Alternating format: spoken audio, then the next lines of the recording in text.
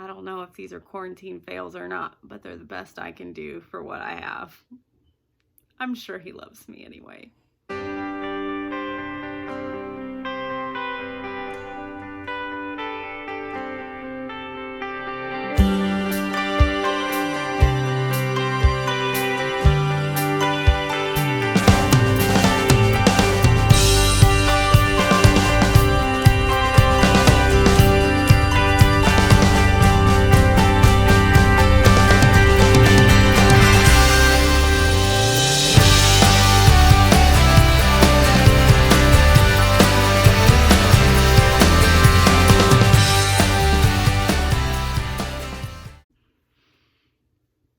Hello, lovely people.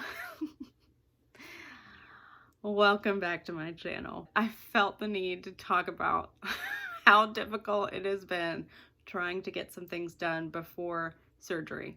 If you've watched any of my videos before this, you've probably heard that I have postural orthostatic tachycardia syndrome, or POTS, and I'm about to get port surgery to do saline hydration therapy. The thing about POTS is that it often has comorbid illnesses with it.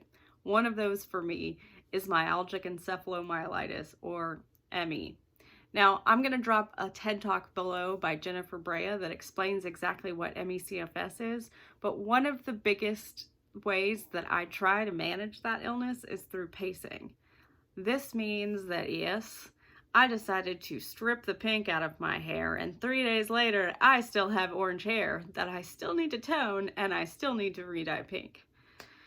But because pacing involves doing a little bit here, resting, doing a little bit there to avoid what's called post-exertional malaise, which essentially knocks me out sleeping for hours on end and unable to do anything, I have to do these in small stages. With my upcoming surgery and the unknown of how long I'll have post-exertional malaise from the surgery, as well as the fact that our daughter is currently staying with her grandparents, we've been trying to get numerous household projects and personal projects done before it all happens.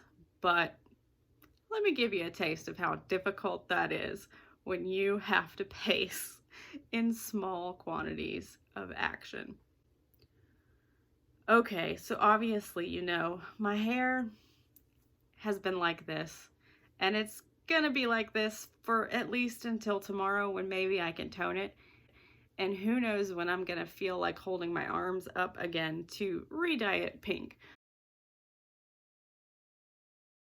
However, there are other things that I'd really like to get done.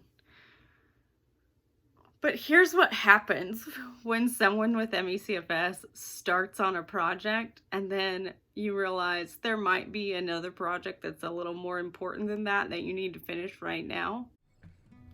Okay, so here is footage of me trying to clean off my craft table and get my bookshelf, which holds all the things that I might need if I happen to be bedbound, put together.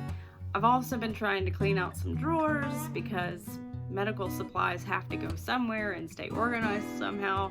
And then it just ends up that I have to go lay down in the middle of the project.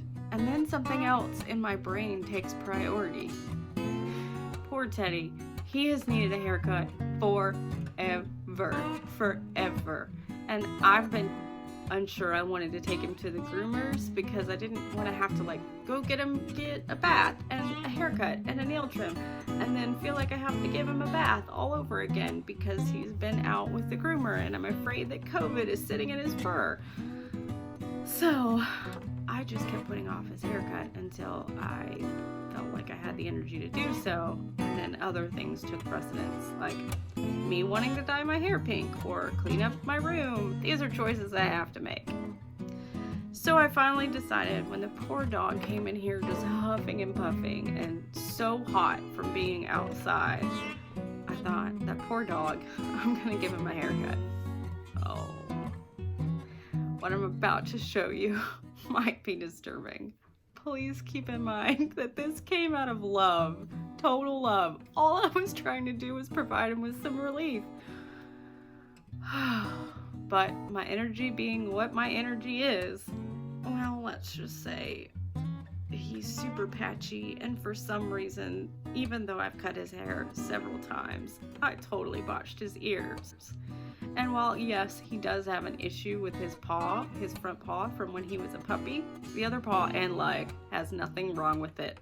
I just couldn't get the clipper in, so one looks swollen with fur, and one looks crooked and trimmed short. And those poor ears. I just want to put a public apology to my dog because I don't have the energy to fix it. Yeah. So the choices that I have when using my energy are hard, and it drives Steven nuts. Maybe you should pray for him, because then he has to deal with all these piles of these half-done jobs because I decided something else was important. In the meantime, say some prayers for Teddy and give thanks that fur does indeed grow back again. This is Sherman's reaction. I'm pretty sure he's glad that he doesn't have that kind of fur and I don't have to give him any other grooming. What kind of quarantine fails have you had? Did you try to dye your hair pink? Did you give your dog an awful haircut? I don't know if these are quarantine fails or not, but they're the best I can do for what I have. I'm sure he loves me anyway. Isn't this totally fascinating? You should totally like and subscribe so you don't miss out. I promise I'm not biased that it's my mom's channel or anything. Hit that button!